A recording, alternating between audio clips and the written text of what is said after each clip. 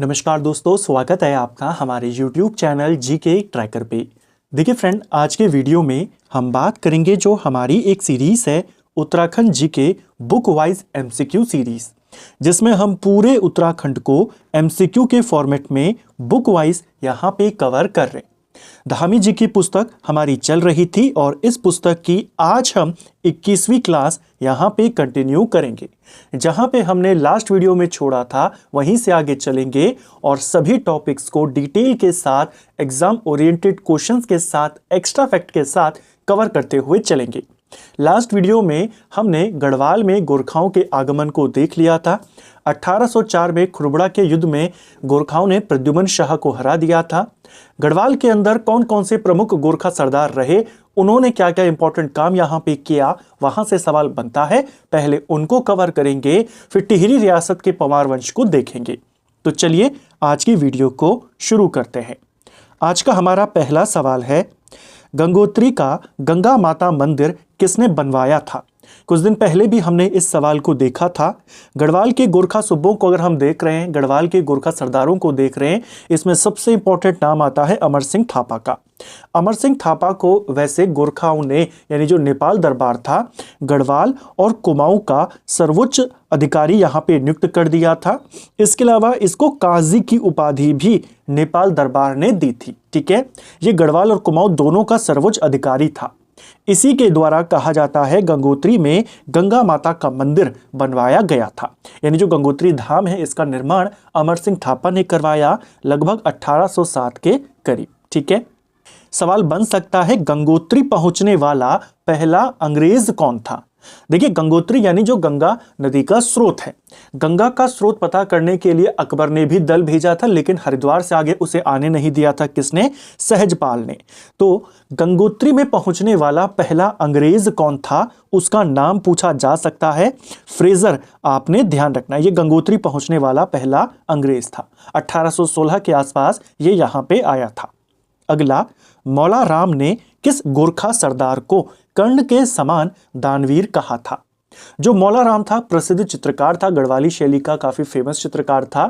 मौला राम के द्वारा किस गोरखा सरदार को कर्ण के समान दानवीर कहा गया?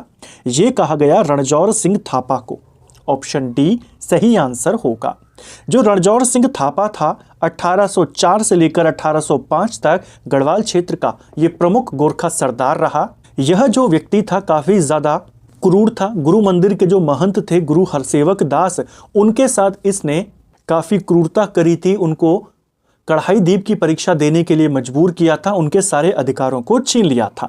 लेकिन मौला राम के साथ इसकी अच्छी बनती थी। मौला राम को इसने कई सारी जागीर भी प्रदान करी और मौला राम ने इसे कर्ण के समान दानवीर कहा था। किसके बारे में यह कहा गया? रणजौर सिंह थापा के बारे में। जो रणजौर सिंह थापा था, यह अमर सिंह थापा का ही पुत्र था। ठीक है, अगला, किस गोरखा शासक ने शासन की सुव्यवस्था हेतु एक सभा मंडली का गठन किया था? कुमाऊं के सूबाओं को हमने देखा। गढ़वाल के अंदर जब गोरखाओं ने शासन शुरू किया तो यहाँ के शासन को और अच्छे से चलाने के लिए एक सभा मंडली बनाई गई। इसका गठन भी रणजौर सिंह थापा ने किया था। ऑप्शन सी सही उत्तर होगा। इसने कब से कब तक शासन किया गढ़वाल में? तो 1804 से लेकर 1815 तक। ठीक है, निम्न में से कौन सा गोरखा शासकों कृषकों के प्रति उदार था और उसने किसानों को तकावी ऋण देना प्रारंभ किया था? तकावी ऋण यानी कि जो अग्रिम लोन होता था, जैसे किसी को खेती करनी है और उसको पैसे चाहिए तो एडवांस में उसको लोन दिया जाता था ताकि वो खेती अपनी कर सके। तो वो कौन सा गोरखा सूबा था या गोरखा सरदार था जिसने किसानों के प्रति उदार अपना व्यक्तित्व अपनाया और किसानों के लिए तकावी ऋण देना शुरू किया? मध्यकाल में, दिल्ली सल्तनत में, मुगल काल में ये दिया जाता रहता था किसानों को। यहाँ पे किसने शुरू किया? इसे हस्तिदल चौतरिया ने शुरू किया। ऑप्शन बी सही आंसर होगा। जो हरसेवक दास थे, गुरु मंदिर के महंत, उनकी प्रतिष्ठा को भी दोबारा से उनको लौटाने का काम इसी व्यक्ति ने किया। ये गोरखा का प्रमुख रहा यहाँ गढ़वाल के अंदर 1805 से 1808 के दौरान। ठीक है, इसी दौरान इसने ये इंपॉर्टेंट काम किए। किसानों के प्रति इसका जो रवैया था वो काफी ज्यादा उदार था।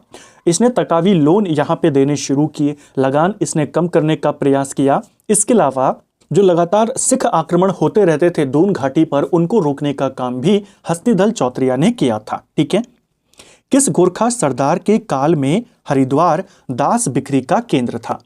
देखिए, हमने कई बार एक सवाल को देखा है कि गोरखा कालीन दास बिक्री का प्रमुख केंद्र कौन सा था। तो आप कहते हैं हरिद्वार में जो भीमगौड़ा नामक जगह है, यह गोरखा काल में एक प्रसिद्ध दास मंडी के रूप में जाना जाता था। ठीक है, पर्टिकुलर किस गोरखा के काल में यह हुआ?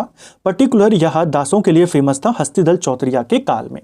किसानों के प्रति तो यह काफी उदार था, लेकिन जो दास होते थे, गुलाम होते थे, उनके प्रति इसकी जो हीन भावना थी वो काफी ज्यादा थी। ठीक है, हरिद्वार में भीमगौड़ा के नजदीक जो गकर खली चौकी थी, वहां पर कई सारे दासों को इसके काल में बेचा जाता था। बाद में भी रहा, लेकिन सबसे ज्यादा जो फेमस रहा वो इसी के काल में ये रहा। ठीक है, अगला, निम्न में से किस प्रमुख गोरखा सरदार ने कुमाऊं गढ़वाल से भांग और लीसे का व्यापार शुरू किया था?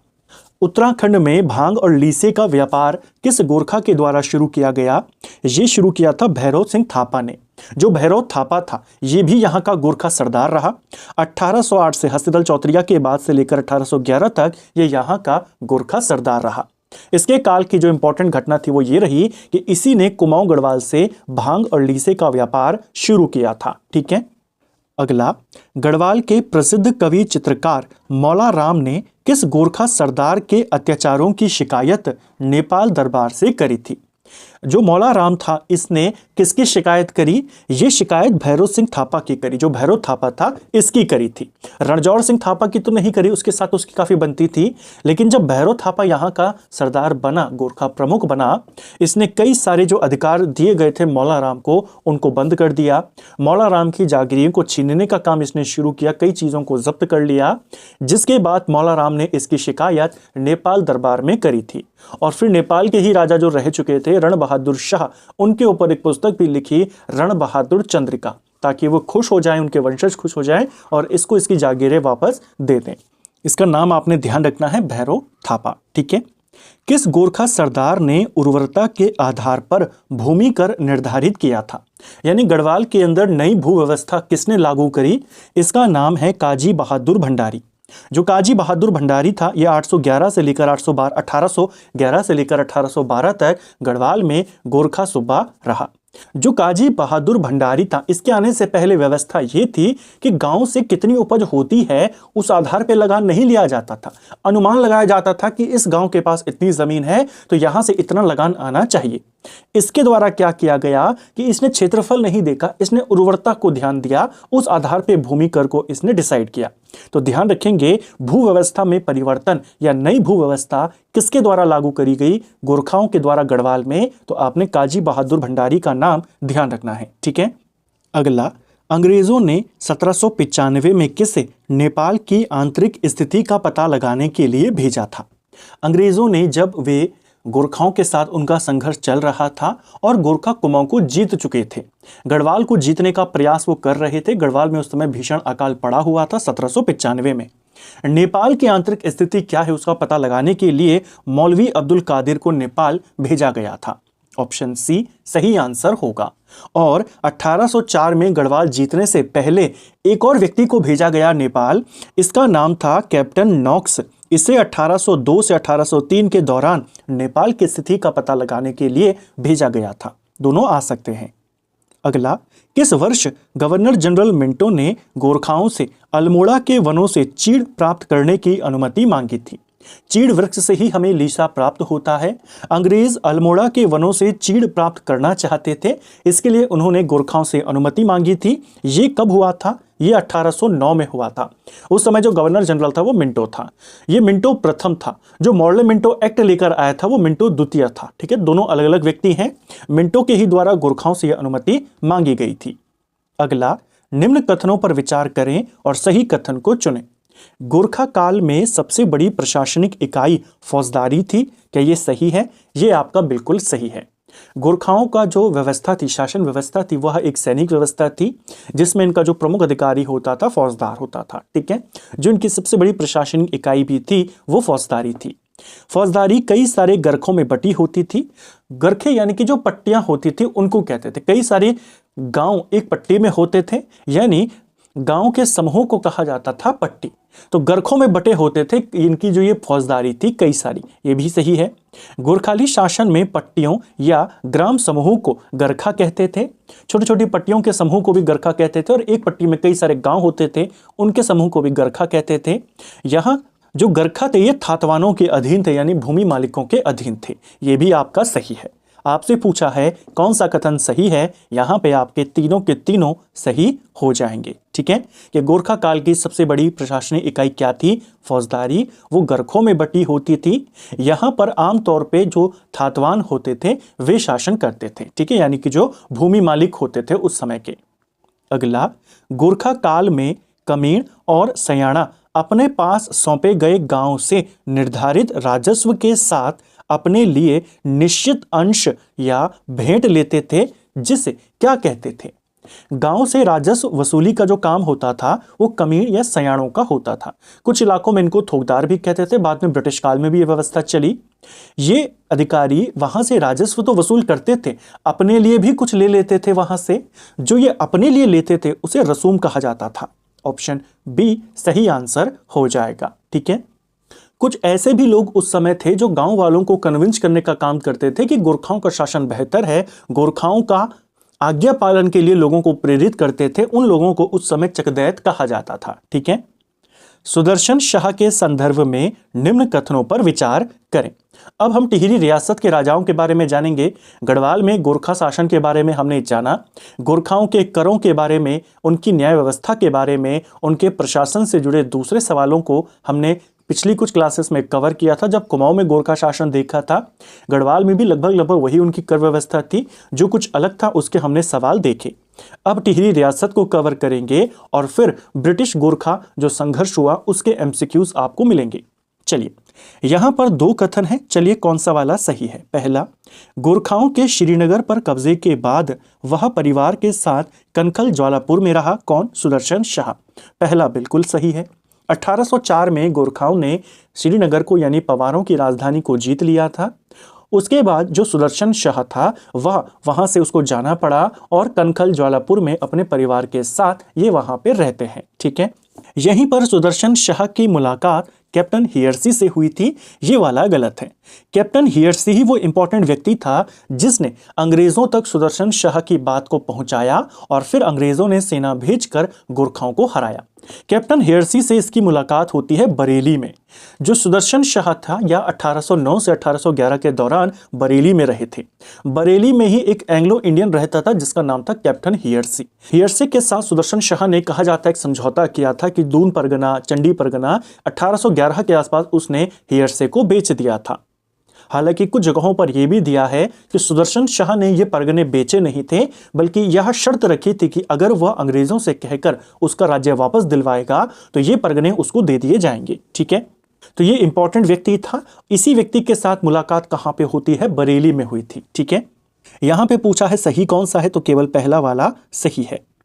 टिहरी नरेश सुदर्शन शाह को गवर्नर जनरल द्वारा स्थायी सनद कब दी गई?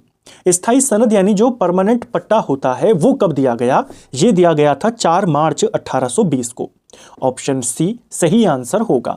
अस्थायी सनद कब दी गई? टेम्पररी जो दिया गया था कागज, टेम्पररी पट्टा दिया गया था 1816 में संगौली की संधि के बाद। ठीक है, यानी अंग्रेजों ने गढ़वाल का विभाजन कर लिया और आधे क्षेत्र में सुदर्शन शाह का अधिकार मान लिया। 1820 में इसकी जगह परमानेंट उनको अधिकार पत्र दिया गया कि इस वाले इलाके में आपका अधिकार होगा, आपके बाद आपके वंशजों का अधिकार होगा। ये कब दिया गया था परमानेंट तौर पे? 1820 में 4 मार्च को ही दिया गया था। ठीक है, अगला, सुदर्शन शाह को कलाविदों का शिरोमणि किसने कहा था? सुदर्शन शाह को कलाविदों का शिरोमणि ये कहा था एक ब्रिटिश पर्यटक मूरक्राफ्ट ने। मूरक्राफ्ट ने टिहरी की यात्रा कब करी? इसने तिब्बत की यात्रा करी थी। उस समय तिब्बत में जाना प्रतिबंधित था, कोई भी बिना अनुमति के जा नहीं सकता था। इसने बिना वहां सूचना दिए नेपाल के माध्यम से तिब्बत की यात्रा करी, जो कि काफी ज्यादा फेमस इसकी यात्रा रही। मूरक्राफ्ट की तिब्बत यात्रा कब हुई थी? 1812 में। ठीक है, 1820 में इसने टिहरी की यात्रा भी करी और सुदर्शन शाह को कलाविदों का शिरोमणि कहा था। क्वेश्चन आता है, कलाविदों का शिरोमणि किस पवार शासक को कहते हैं? सुदर्शन शाह। किसने कहा? ब्रिटिश पर्यटक मूरक्राफ्ट ने। ठीक है। 1816 में ट्रेल की रिपोर्ट के आधार पर किस परगना में टिहरी गढ़वाल और ब्रिटिश गढ़वाल की सीमाएं निर्धारित की गई? 1816 में विलियम ट्रेल कमिश्नर बन चुका था, हालांकि आधिकारिक तौर पे 1817 में बनता है, लेकिन डिप्टी कमिश्नर वो पहले से यहां पे मौजूद था। इसके द्वारा यहां पर टिहरी गढ़वाल, यानी जो उसने गढ़वाल का विभाजन किया था अंग्रेजों ने, एक बनाया था ब्रिटिश गढ़वाल, एक बनाया था टिहरी गढ़वाल, इन दोनों की सीमा उसने निर्धारित करी नागपुर परगने को। ऑप्शन बी सही आंसर हो जाएगा। ठीक है। अगला, उत्तरकाशी स्थित विश्वनाथ मंदिर का जीर्णोद्धार किसने करवाया था? यह क्वेश्चन पेपर में पूछा गया है। देखिए, विश्वनाथ मंदिर के जीर्णोद्धार को लेकर आपने दो नाम याद करने हैं। एक नाम है सुदर्शन शाह का और दूसरा नाम है इनकी पत्नी रानी खनेती का। ठीक है। इस मंदिर का जीर्णोद्धार वैसे रानी खनेती ने करवाया था, लेकिन रानी खनेती किसकी पत्नी है और किसके शासनकाल में यह हुआ? सुदर्शन शाह। इसीलिए सुदर्शन शाह का नाम भी डायरेक्ट ऐसे आता है। ठीक है। ऑप्शन सी सही उत्तर होगा। अगर रानी खनेती का नाम नहीं है, एग्जैक्ट नाम रानी खनेती का है, इन्होंने करवाया था, अगर नहीं है तो फिर सुदर्शन शाह को आप टिक करेंगे, क्योंकि उस समय राजा यही थे, इन्हीं की पत्नी ने करवाया, इन्हीं के काल में करवाया। ठीक है। टिहरी में पुराना दरबार का निर्माण किसने करवाया था? टिहरी के अंदर पुराना दरबार जो था, यानी पवार राजाओं का जो महल था, इसका निर्माण भी सुदर्शन शाह ने करवाया था। कहा जाता है 1848 के आसपास ये महल उन्होंने बनाया था। ठीक है। बाद में नया दरबार यानी नया महल बना, जिसे कीर्ति शाह ने बनवाया था। सुदर्शन शाह ने टिहरी का पहला भूमि बंदोबस्त कब किया था? टिहरी के अंदर, टिहरी रियासत के अंदर कुल 5 भूमि बंदोबस्त हुए थे, जिसमें से पहला भूमि बंदोबस्त सुदर्शन शाह ने किया, दूसरा भूमि बंदोबस्त भवानी शाह के काल में हुआ, तीसरा प्रताप शाह के काल में, चौथा कीर्ति शाह और पांचवा नरेंद्र शाह। सुदर्शन शाह ने 1823 के अंदर यह भूमि बंदोबस्त किया था। ऑप्शन सी सही आंसर होगा। भवानी शाह के काल में लगभग 1860-61 के दौरान हुआ, प्रताप शाह के काल में 1873 में, कीर्ति शाह के काल में 1903 में और फिर नरेंद्र शाह 1924 में। 5 भूमि बंदोबस्त टिहरी गढ़वाल में हुए थे, जिसमें पहला सुदर्शन शाह ने करवाया था 1823 में। ठीक है। उत्तराखंड में हुए भूमि बंदोबस्तों के बारे में, किस भूमि बंदोबस्त में क्या चीज की गई थी, उन सब के ऊपर एक डिटेल्ड वीडियो ऑलरेडी बना है। कुछ दिन पहले ही हमने एमसीक्यू के फॉर्मेट में उनको देखा और परीक्षावाणी वाली सीरीज में भी पूरे चैप्टर के शॉर्ट नोट्स हमने देखे थे। प्लेलिस्ट से आप उनको देख सकते हैं। अगला, टिहरी राज्य में ब्रिटिश गढ़वाल के समान दीवानी और फौजदारी न्यायालयों की स्थापना किसने करी थी? टिहरी रियासत के अंदर दीवानी और फौजदारी न्यायालय ये बनाए थे सुदर्शन शाह ने। न्याय व्यवस्था को अंग्रेजों की तरह व्यवस्थित करने का काम इन्होंने किया। यहाँ पे इन्होंने दीवानी न्यायालय बनवाए, फौजदारी न्यायालय इन्होंने बनवाए। ठीक है। इसको भी ध्यान रखना है। तो फ्रेंड्स, ये था हमारा आज का वीडियो, जिसमें हमने उत्तराखंड जीके के 20 इंपॉर्टेंट सवालों को यहाँ पे देखा। हमने इन क्वेश्चंस को पूरी डिटेल के साथ यहाँ पे करने का प्रयास किया, जिससे आपके जो कॉन्सेप्ट हैं वो यहीं पर क्लियर हो जाए। उम्मीद करता हूँ आपको आज का वीडियो पसंद आया होगा। अगर आपको ये वीडियो पसंद आई है तो वीडियो को लाइक करें, चैनल पर नए हैं चैनल को सब्सक्राइब करें, अपने दोस्तों के साथ शेयर करें। वीडियो आपको कैसा लगा कमेंट बॉक्स में हमें ज़रूर बताएं। Thank you friends.